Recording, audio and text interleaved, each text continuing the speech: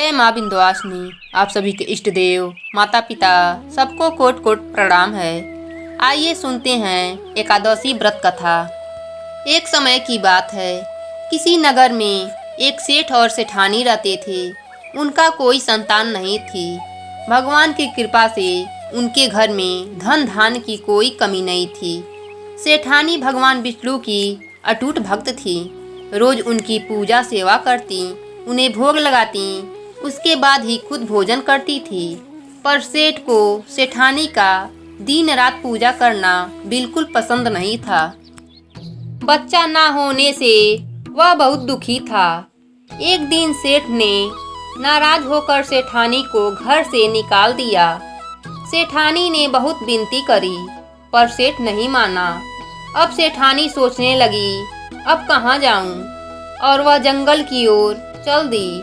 जंगल में देखा, वहाँ 4 आदमी मिट्टी खोदने का काम कर रहे हैं। सेठानी उनसे बोली, मैं घर से भटक गई हूँ, रहने का कोई ठिकाना नहीं है, तो मुझे भी कोई काम दे दो। उन्हें सेठानी पर दया आ गई और उन्होंने उसे काम पर रख लिया। अब सेठानी दिन रात भगवान का नाम जपती और मिट्टी खोदती। कभी कभी भगवान भी इंसान का परीक्षा लेता है। इस समय सेठानी का परीक्षा का था। मिट्टी खोदने से सेठानी के हाथों में बड़े बड़े छाले पड़ गए। तेज गर्मी में काम करने से सर के बाल भी उड़ गए। उनकी ऐसी हालत देखकर वह चारों आदमी बोले, बहन, लगता है कि तुम अच्छे घर की हो, तुम्हें काम करने की आदत नहीं है। तुम यह काम रहने दो और हमारे घर का काम किया करो। और वह उसे अपने घर ले गए। वह चारों अकेले रहते थे। खाना बनाना तो उन्हें आता नहीं था। वह 4 मुट्ठी चावल लाते और कच्चा ही खा लेते। सेठानी ने देखा तो उसे बहुत अजीब लगा। वह बोली, भैया, कल से 8 मुट्ठी चावल लाना। वह सब ने सोचा, शायद यह ज्यादा खाती होगी, इसलिए ज्यादा अनाज की मांग कर रही है।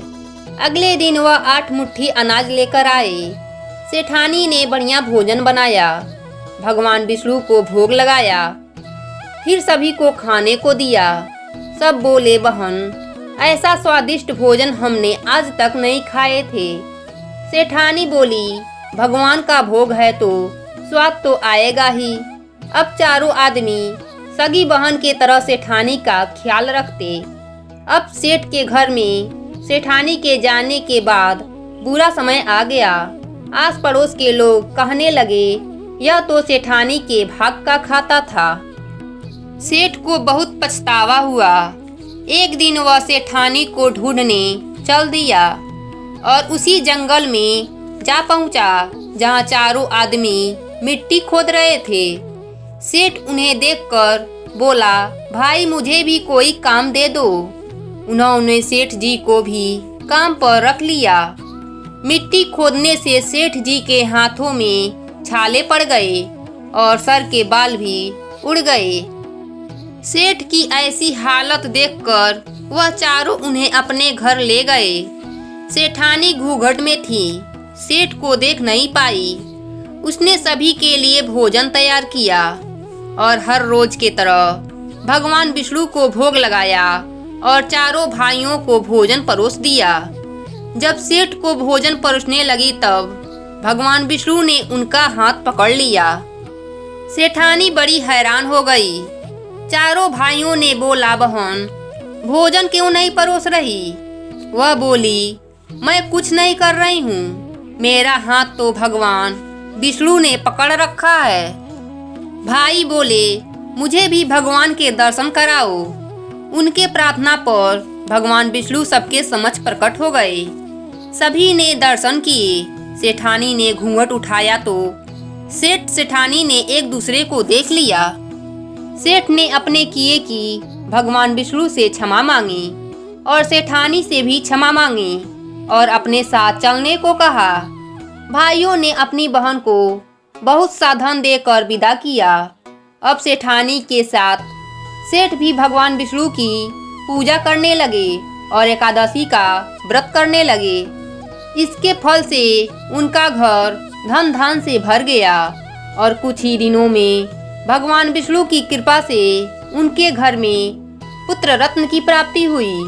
हे भगवान विष्णु, जैसे कृपा सेठ सेठानी पर करी वैसे कृपा हर एकादशी व्रत करने वालों पर करना और इस कहानी को कहते सुनते हुंकार भरने वालों को भी देना।